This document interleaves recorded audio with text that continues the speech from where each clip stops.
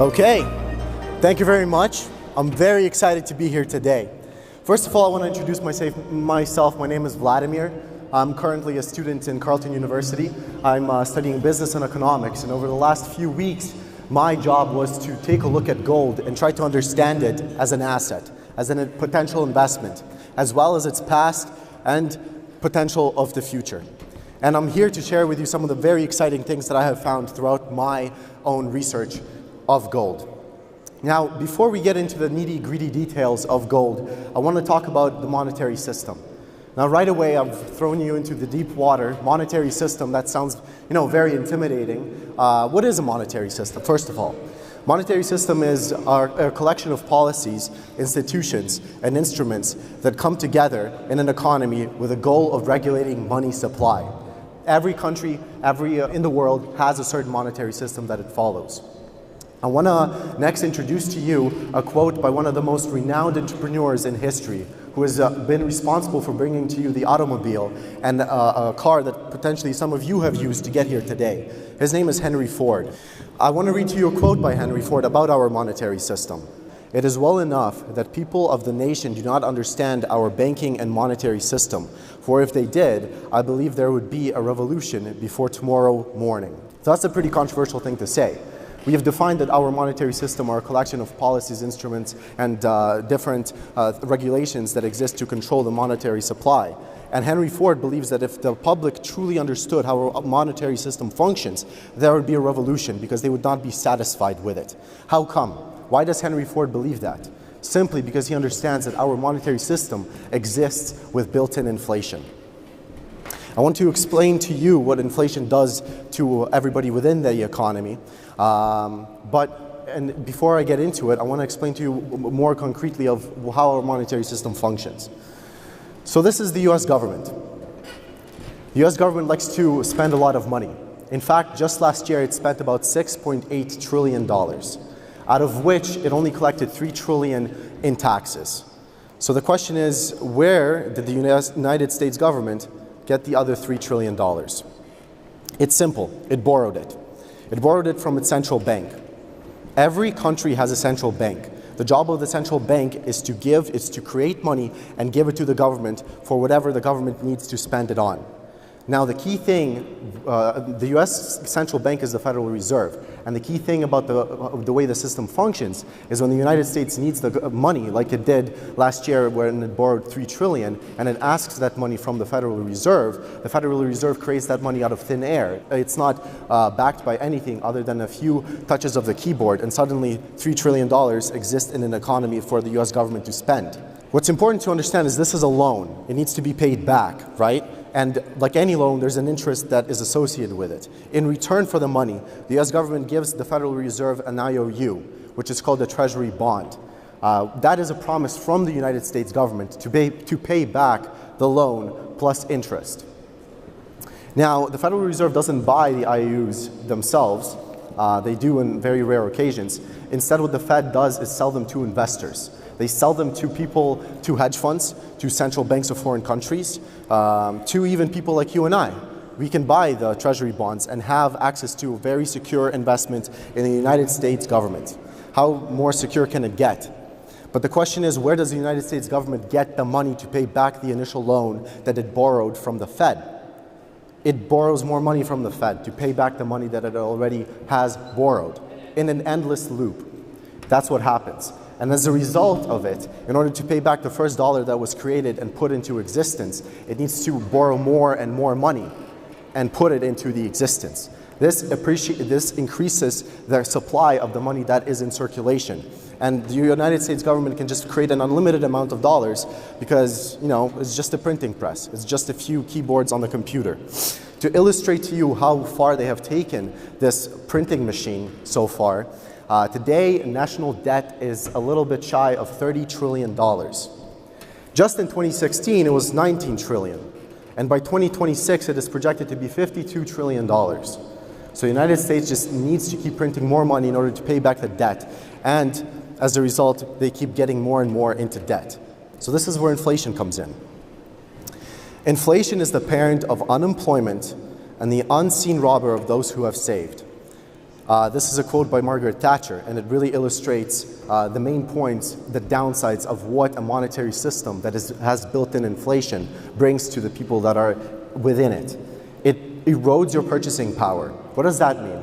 It means the savings that you have today won't be able to purchase what they can today tomorrow. And I want to take it a step further and talk about the purchasing power of the dollar throughout time.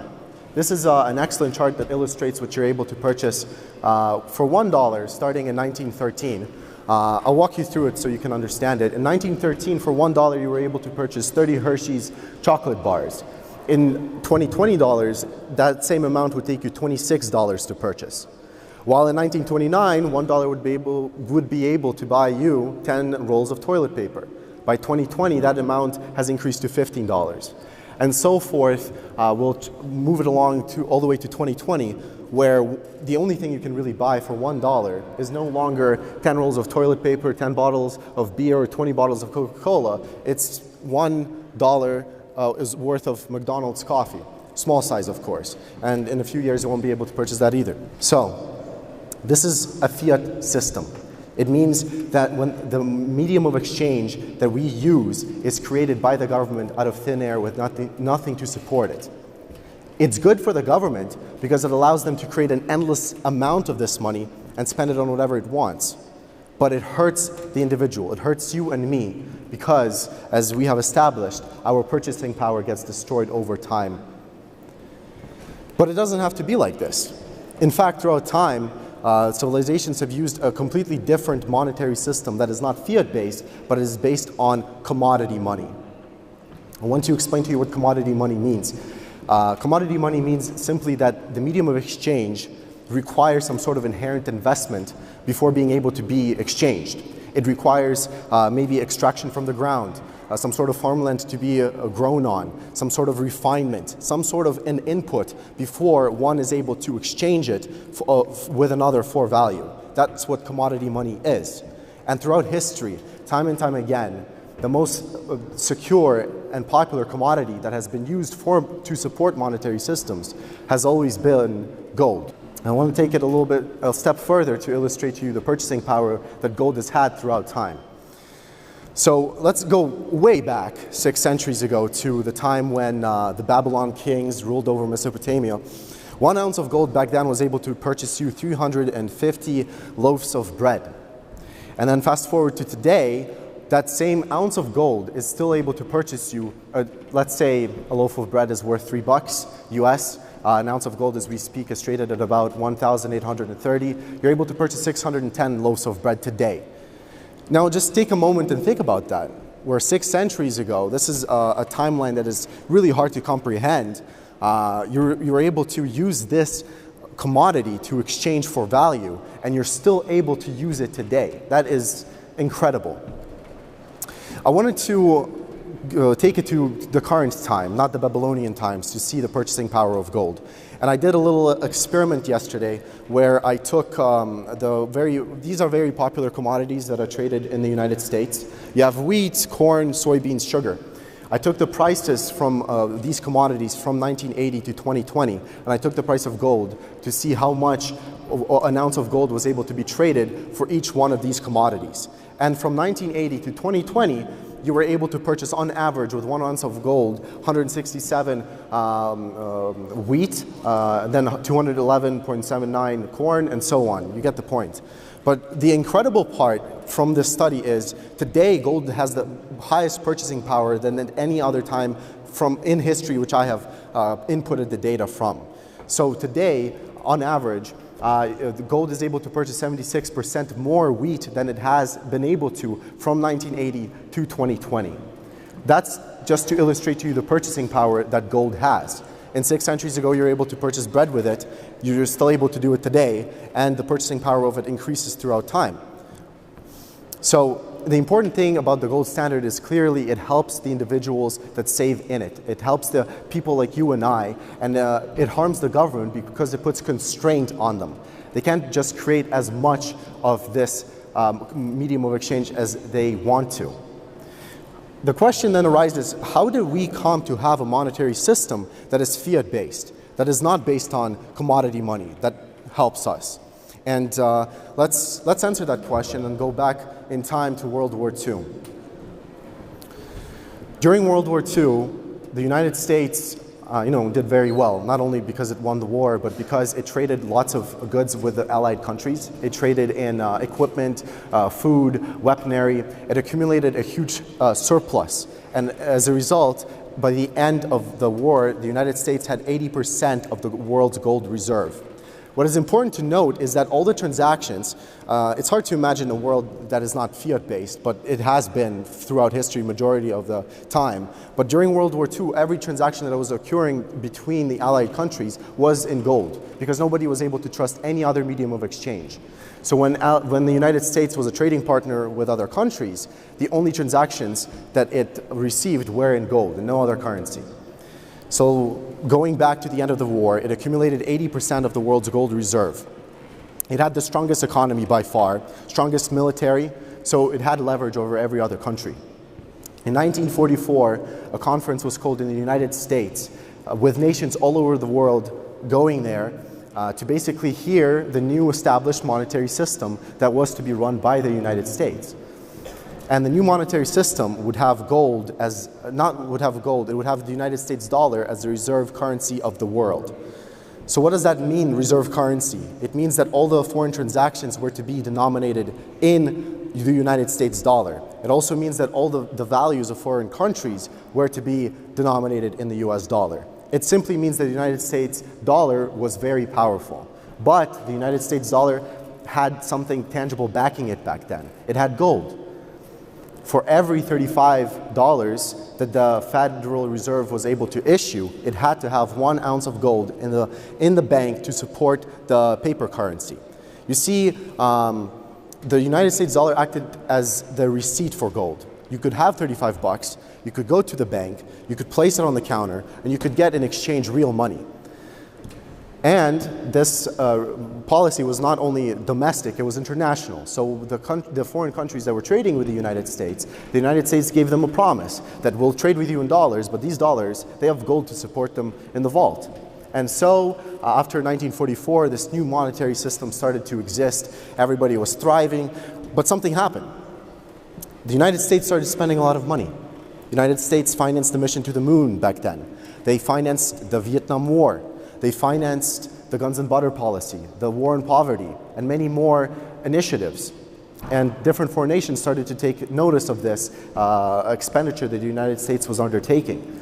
And remember, the United States dollar was a receipt for gold. I want to talk to you about President of France in the 1960s, Charles de Gaulle. When he noticed that the United States, basically what he did is he finally took notice that, wait a second, maybe all these dollars that the United States is printing, there's more of them than there's gold to support it. So he made an address to the world and to the United States claiming the following, and I would like to read to you the quote, if I can. The fact that many countries accept as a principle dollars being as good as gold for the payment of the differences existing to their advantage in the American balance of trade, this very fact leads Americans to get into debt, and to get into debt for free, at the expense of other countries. Because what the US owes them, it is paid, at least in part, with dollars they are only allowed to emit. We consider necessary that international trade be established, as it was the case before the great misfortunes of the world, on an indisputable monetary base, and one that does not bear the mark of any particular country. Which base? In truth, no one, you see. How one could really have any standard criterion other than gold. What he did, he addressed the United States and he basically said, let's go back to the gold standard. We don't trust your dollars, and we want the gold that's in your vault in exchange for them. So France started sending all of the dollars that were transacted with the United States in exchange for gold. Other countries saw this and soon followed. Before long, the United States gold reserves were depleted to such an extent that they had to take drastic measures to stop this. In 1971, Nixon made an address that basically took the world off the gold standard. And just a quote summarizing his speeches, I have directed Secretary Connolly to suspend the convertibility of the dollar into gold. So what does that do? As a result of the United States having the reserve currency status, when it went off the gold standard, it simultaneously made every other currency an economy in the world fiat-based. That has never happened before in history, where one country was able to create a world that is based on fiat and not based on actual hard, tangible money. What did this do to gold prices? Right away, an ounce went from 35 bucks to 850. And to illustrate to you also the purchasing power, if you were to have your money, your savings in the currencies, the fiat currencies compared to gold, this is what would happen to them. To summarize the chart, you would lose a lot of your value. But that's the past, right? So we've talked about a lot of history. But what about the future? Today, we have a pretty good bull market for gold. Since 2018, gold is up about 43%, which is just incredible. And just from my analysis, it's very interesting to see that how when gold started accumulating in value exponentially, all the other commodities started following. But what about the future of gold? What is the price of gold in the future? The truth is, I have no idea. I mean, it's really hard to predict the price of something, yet alone something so global as gold. But in my pursuit of trying to answer this question, I've just tried to stand on the shoulders of giants and see what they are doing. And one of the men that I've consistently have been going back to with the hopes of understanding where gold could go in the future and where the world itself could go is Ray Dalio. For those of you who do not know who Ray is, he's, to put simply, he's a billionaire. He founded the largest hedge fund in the world called Bridgewater Associates, and through it he's been very successful. What does Ray do? He looks at the world, at the way the current system functions, and then he makes bets on his predictions of where it could go. So what is the bet that Ray is currently taking? Ray is currently heavily betting onto gold. He's accumulating a lot of this stuff. He's diversifying from equities into gold. I want to give you a quote by him. I believe that it would be both risk reducing and return enhancing to consider adding gold to one's portfolio. Now, this is a man, when he speaks, everybody else wants to listen to, because he has been very successful in taking these types of bets. Why is Ray Dalio accumulating gold? That has been a question on my mind for the last few months. And luckily, Ray has been very transparent in his thought process for accumulating this asset. Him and along with Bridgewater Associates, they have released a 600-page study called The Changing World Order, in which they basically detail how they have come to believe that gold could be a good investment in the future, in the near future. And I'll try to summarize a 600-page report in 2 minutes. Basically, the two main factors that increase the value of gold are inflation and political uncertainty. Why? Because they reduce the value of the medium of exchange that the country is using. People want to save their money in a safe haven, so they go towards, they rush towards gold as they have throughout history. That's why when inflation occurs with political instability, or one or the other happens, gold appreciates in price. And that's why also we have had such a beginning of such a huge bull market run for gold lately. It's because of record high inflations currently. But anyway, I want to talk about the report. This is it, The Changing World Order, Why Nations Succeed and Fail. And I'll try to really quickly give you a summary. It's really fascinating stuff. What Ray did is go back in time through history to understand what is happening today. He took the last three main empires that have existed, the Dutch, the British, and the USA. At the time that he was studying, they were the global superpower. The Dutch, during the 16th century, was the United States of today. And same later on for the British Empire. And in every single case, as we know how the world is today, eventually their civilizations have declined, and currently they are not considered a superpower. But the United States is, so that's what's fascinating. There's three parts to the study that he basically broke it down to. One is he identified variables that lead to that particular civilization developing and accumulating power, as well as its decline. So those factors being education, military strengths, financial center, strength, innovation, and technology, and so on. So whenever a country experiences, for example, higher education output, more educated population eventually leads to higher output in innovation and technology, which eventually leads to being a more competitive country, having a stronger financial center, then leads to military growth, then trade, and then reserve status. Every single civilization, superpower, has followed that particular exact same trend. From the Netherlands, which were the Dutch, then it was the British, and now it's the United States. And what's fascinating is, this is the Dutch, by the way, so you can clearly see that they have experienced a growth in all these factors, and then eventually they've reached their peak, and then they declined. So that's the Dutch, and when you take a look at the United States today, what Ray Dalio basically, along with Bridgewater Associates, observed is that a very similar chart that happened to the Dutch and the British, the United States is currently experiencing as well. A decline in the factors that lead to the rise and fall of civilization. That was one of the factors that the study has taken into account. Next, so other than the loss of these factors later on, which leads to the civilization's decline, next is the country itself starts spending a lot more money than it's making. It starts printing a lot of money, and that's essentially what the Dutch were doing. This is the charts of the Bank of Amsterdam, which was the financial center in the Netherlands. Dutch and East India Company, which was basically the Dutch at the time. You can see their profit and loss statement. What does this do is also corrode the value of the reserve currency. Not the reserve currency, but the medium of exchange that the countries are using. So it makes people lose, purchasing value, savings corrode. This is Dutch, and this is the United States today. So you can see external debt levels at a record high, all this other stuff. I'm not going to bore you with numbers. You get the point. If you want to get a little bit more technical, you can come talk to me afterwards, or you can read the report. But this is just another interesting thing, how USA is just importing way more than it's exporting, and all these other very scary things are happening. But so you have these factors, then you have the inflation, and then the final one is a competing superpower. So the Spanish were overtaken by the Dutch.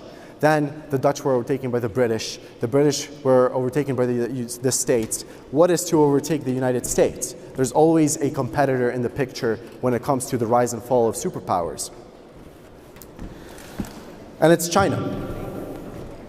So you can see the Bridgewater Associates report plotted all these different variables, and to see the rise and fall of civilizations throughout time.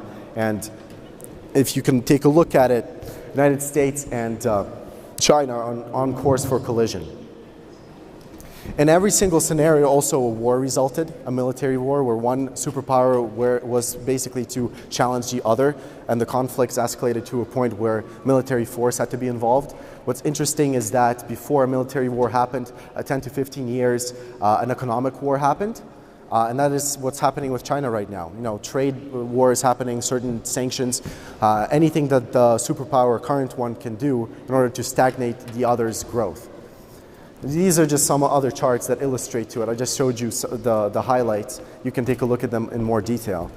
And to summarize the report, it's basically when you have these factors that lead to the decline of civilization, not civilization, but the status of the superpower, as well as higher inflation, loss of the value in reserve currency, and a competing superpower, what does that lead to? It leads to political uncertainty. You don't know what will happen tomorrow, and when people don't know what will happen tomorrow, they buy gold. That's kind of the summary of the report.